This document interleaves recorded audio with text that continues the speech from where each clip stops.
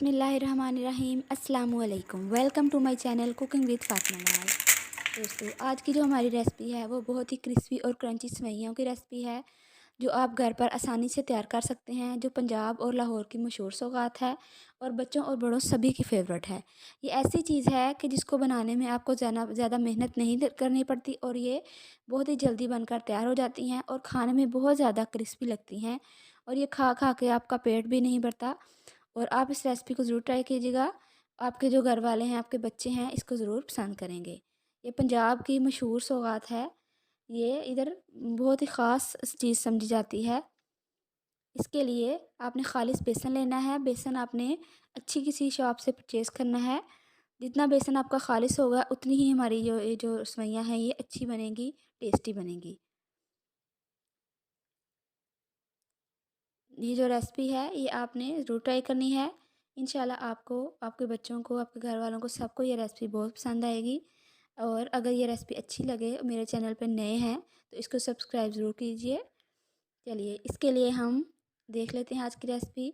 इसके लिए हम हाफ़ के जी बेसन लेंगे। खालिस बेसन लिया है मैंने। इसको अच्छी तरह से हम स्ट्रेनर में डाल के स्ट्रेन कर लेंगे। थोड़ा थोड़ा आपने बेसन ऐड करते जाना है और उसको स्ट्रेन करते जाना है। स्टेन करने से ये होगा कि इसमें कोई भी लम्प्स हैं जो अगर, तो वो निकल जाएंगे। इसमें आपने 2 टेबलस्पून भर के आपने कुकिंग ऑयल ऐड करना है। 2 टीस्पून इसमें सॉल्ट जाएगा। इसमें 1 टीस्पून चिली पाउडर ऐड करेंगे।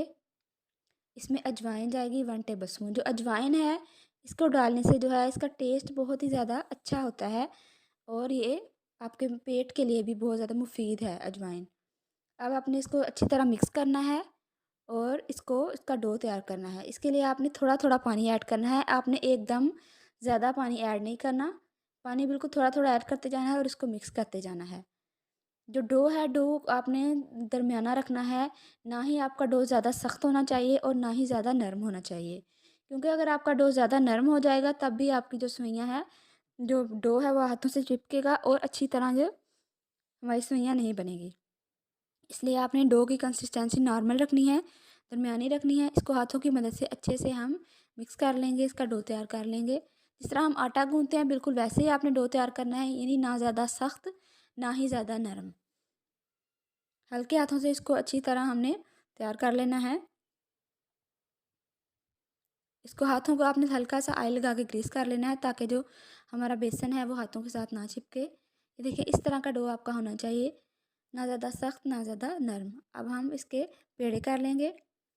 मैंने हाथों को अच्छे से ग्रीस कर लिया है और ये जो मैंने हाफ़ के जी लिया था बेसन, इसके मैंने 3 पेड़े करने हैं।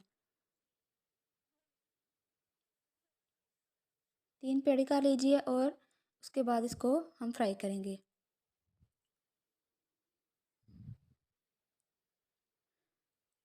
इसमें आप जो मसाले हैं वो अपनी टेस्ट के हिसाब से भी ऐड कर सकते हैं। जो साल्ट है वो मैंने थोड़ा लिया है। अगर आप को ज़्यादा पसंद है तो आप ज़्यादा भी इसमें ऐड कर सकते हैं। अब हम देख लेते हैं इसके लिए जो मशीन है, जो इंस्ट्रूमेंट है जिससे ये सेवइयाँ तैयार होती हैं, अब हम वो देख लेते हैं। ये देखिए ये वाली जो मशीन है ये मैंने बाज़ार से, दराज से ऑनलाइन परचेज़ की है। जो पाकिस्तान के लोग हैं वो दराज से परचेज़ कर सकते हैं। ये इजीली बहुत ही वो है, ज़्यादा महंगी नहीं है।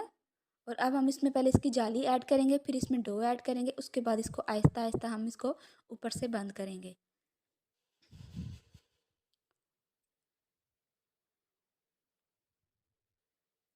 इसको आपने इस तरह आहिस्ता आहिस्ता बंद करना है और इसको एक लेवल पे डो को आपने लेकर आना है, ताकि जो इस तरह आपने इसको सेट कर लेना है। इस तरह का आप इस तरह तकरीबन इसका प्रेशर क्रिएट हो जाए। फिर उसके बाद हम इसको फ्राई करेंगे। फ्राई करने के लिए आपने ऑयल को लो फ्लेम पे अच्छे से गर्म कर लेना है। ऑयल हमारा ज़्यादा गर्म नहीं होना चाहिए, ना ही ज़्यादा ठंडा होना चाहिए। चलिए अब हम इसको फ्राई कर लेंगे। जो हमारा ऑयल है वो लो फ्लेम पे हमने इसको फ्राई करना है। तकरीबन लो से मीडियम फ्लेम हमारी होनी चाहिए, क्योंकि फ्लेम हमारी ज़्यादा हाई होगी तो जो हमारा बेसन है वो अंदर से कच्चा रह जाएगा और ऊपर से जो हमारी सेवइयाँ हैं वो गोल्डन ब्राउन हो जाएंगी। लेकिन आपने ऑयल को बिल्कुल इसको लो फ्लेम पे फ्राई करना है, ताकि जो हमारी सेवइयाँ हैं वो अंदर तक कुक हो जाएँ, अंदर तक पक जाएँ। हम इसको तब तक फ्राई करेंगे जब तक इसका लाइट गोल्डन कलर नहीं आ जाता। ये देखिए कितनी खूबसूरत रिंग इसकी बनी है। इसी तरह आपने इसको थोड़ा-थोड़ा ऐड करते जाना है और ऊपर से इसको मशीन को हिलाते जाना है, मूव करते जाना है और इसको आपने सेवइयों को उसमें डो को डालते जाना है। ये देखिए जो हमारा डो का एक वो है, वो बनकर तैयार हो चुका है। अब हम इसको निकाल लेंगे। इसी तरह आपने सारी जो है सेवइयाँ उसको आपने फ्राई कर लेना है।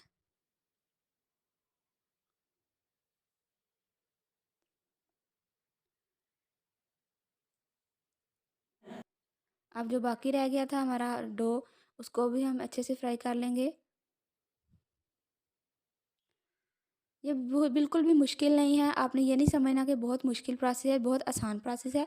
बस आपके पास ये वाली मशीन होनी चाहिए और आपके पास बेसन होना चाहिए। बाकी जो चीज़ें हैं वो आपको घर वाले ही आप इस्तेमाल करेंगे।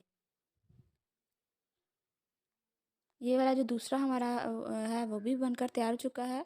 खूबसूरत जो इसके रिंग हैं वो बने हैं। ये देखिए रिंग इसके कितने प्यारे हैं, उसका कलर कितना खूबसूरत आया है। जितने ये देखने में अच्छे हैं लग रहा है आपको, क्रिस्पी लग रहे हैं, ये खाने में भी उससे भी ज़्यादा क्रिस्पी हैं। इंशाल्लाह आप इसको ट्राई कीजिएगा। ये आपकी बहुत ही अच्छी बनेगी सेवइयाँ। आपने इसको ज़रूर बनाना है और अपने घर वालों को बनाकर देना है और मुझे कमेंट सेक्शन में ज़रूर बताइएगा कि आपको ये मेरी रेसिपी कैसी लगी। ये बहुत ही यूनिक रेसिपी है, बहुत ही टेस्टी, बहुत ज़्यादा क्रंची होती हैं और बिल्कुल भी ये लाइट होती हैं, इसमें ज़्यादा कैलोरीज़ भी नहीं होती। क्योंकि जो इसका ऑयल है वो सारा जब हम इसको निकालते हैं, ऑयल इसका सारा निकल जाता है और ये बिल्कुल ड्राई होती हैं। अब हम इसको तोड़ के देखेंगे। ये देखिए तोड़ने से भी आपको पता चल रहा है ये कितनी क्रंची हैं। अगर मेरी रेसिपी अच्छी लगे तो मेरे चैनल को सब्सक्राइब कीजिए और फैमिली फ्रेंड के साथ शेयर ज़रूर कीजिए। अल्लाह हाफ़िज़।